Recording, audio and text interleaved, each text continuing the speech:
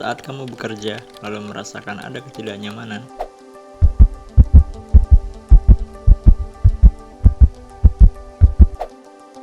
mungkin saja kamu mengalami gangguan panik.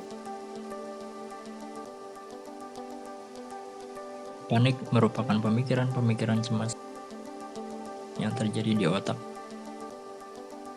secara tiba-tiba. Kecemasan terbagi menjadi dua jenis. Cemas ringan sebagai respon antisipasi terhadap suatu hal, cemas berat yang bisa merugikan perkembangan kepribadian. Menurut Netfit, cemas merupakan keadaan emosional dengan perasaan tegang yang disertai kekhawatiran akan suatu hal.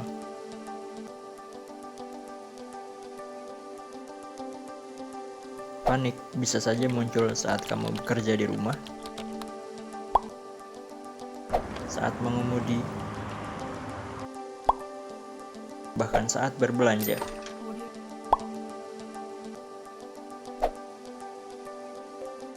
Pada umumnya, panik berdurasi 10 sampai 20 menit. Menurut penelitian, orang dengan gangguan panik 2-10% mengalami post-traumatic stress disorder, 2-20% mengalami fobia spesifik, 15-30% mengalami cemas menyeluruh dan fobia sosial. Gangguan mental emosional termasuk di dalamnya gangguan panik. Dalam kurun waktu 5 tahun terakhir, mengalami peningkatan sebanyak 9,9% dengan jumlah 152.000 populasi. Gangguan panik tidak terbatas jenis kelamin. Namun, wanita berisiko lebih tinggi.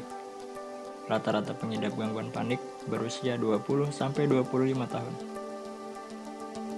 Berikut merupakan kemungkinan penyebab gangguan panik. Pertama, faktor biologi. Disebabkan karena terjadinya disfungsi bagian tertentu otak yang mengatur emosional. Faktor genetik. Beberapa orang yang memiliki keturunan pencemas atau pengidap gangguan panik mungkin akan lebih beresiko. Panik juga dipicu oleh trauma atau hal yang tidak terlupakan ataupun stres. Mengutip data DSM atau Diagnostic and Statistical Manual of Mental Disorder, bahwa ada 13 ciri gangguan panik.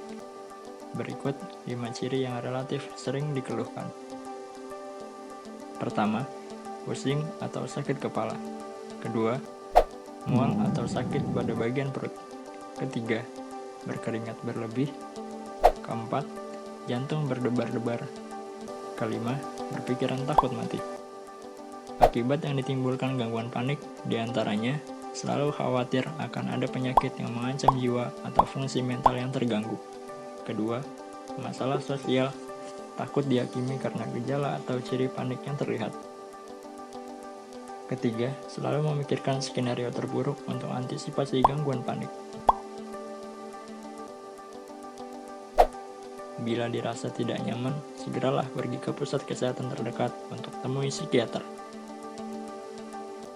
Psikiater akan mulai mendiagnosa, memberikan pemahaman, dan pengobatan melalui obat atau psikoterapi. Penggunaan obat yang umumnya dipakai pada golongan SSRI, SNRI, MAOIs, NASAS, dan benzodiazepin. Salah satu pengobatan psikoterapi yaitu dengan psikoterapi CBT atau Cognitive Behavior Therapy. Metode yang digunakan dalam CBT, identifikasi akar permasalahan timbulnya gangguan panik. Kedua, restrukturisasi kognitif. Ketiga, identifikasi dan koreksi untuk menganalisis sebab panik dan mengatasi berdasarkan fakta. Keempat, menyimpulkan masalah serta penanganan dengan cara mencatat. Tujuannya untuk mengingat kembali bila terjadi panik. Keunggulan terapi CBT relatif lebih murah serta dapat dilakukan secara mandiri. Mulailah kembali terapkan gaya hidup sehat dan berdamai dengan diri sendiri. Bukan tidak mungkin bila gangguan panik teratasi, produktivitas kamu akan semakin membaik.